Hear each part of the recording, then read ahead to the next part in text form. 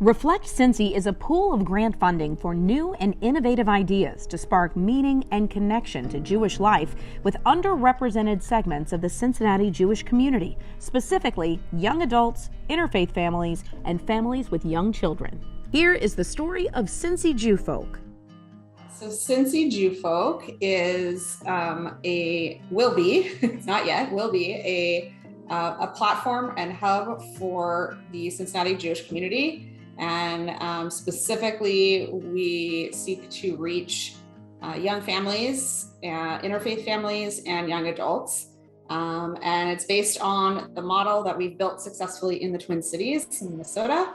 And we are already reaching those audiences here, and we are looking forward to bringing that to the Cincinnati community. And what is that? It's a news and information platform, as well as micro communities to connect people both online and in real life. I like to say that we didn't choose Cincinnati so much as Cincinnati chose us. So we have spent the last few years really building our model and building the tools by which we can expand, building our staff. And we were finally in a place really towards the end of last year where we were kind of ready, and we were looking at possible communities that seemed like they would be a good fit in terms of size, in terms of characteristic, in terms of, all of those things. And then we really just lucked out because the Jewish Foundation of Cincinnati had at the same time put out their RFP for proposals for Reflect Cincy. And we looked at the criteria and we were like, oh my gosh, this is such a perfect fit for us. And we really are thrilled that, folks there agreed with us, and Cincinnati and the Twin Cities community seem very similar, and the people are warm and welcoming, much like in the Twin Cities. So we're very excited to be there. The foundation really made a point in the Reflect Cincy process about human-centered design, which is something that we talk about a lot and is really our driving philosophy for Cincy Jewfolk and for Jewfolk overall. In that way, I think it was really a natural fit in that we are coming in with really no preconceived ideas about what this will look like. It may look similar to TC Jewfolk. It's very likely it will look slightly different. We will be working on having people tell us what they're looking for, and we will go from there.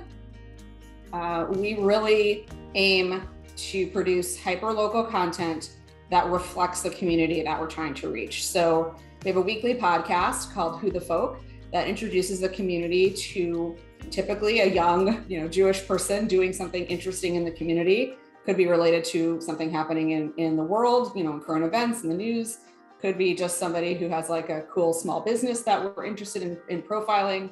So that's, that has been over the 13 years of Jewfolk's existence, one of our, standard features, and one that people look forward to. And, we put it out once a week. It's on a schedule. When people see themselves reflected in the media in their community, they are much more likely to engage in their community. And so that is kind of the model that we use. The grant funding from the Cincinnati Jewish Foundation is allowing us to do a lot of things. One, our goal is to be able to hire somebody local in Cincinnati to join the Jewfolk team. And that person, and that is the majority of the grant funding will go to that person will work for Jewfolk, but will, live in Cincinnati, ideally know the community really well, and be able to kind of be our eyes and ears, there in person. And that person will be both on the editorial side of things, helping to, write stories, give us story ideas, etc., as well as on the engagement side with helping, individuals or groups of individuals to platform whatever their idea is in the expression of their Jewish identity.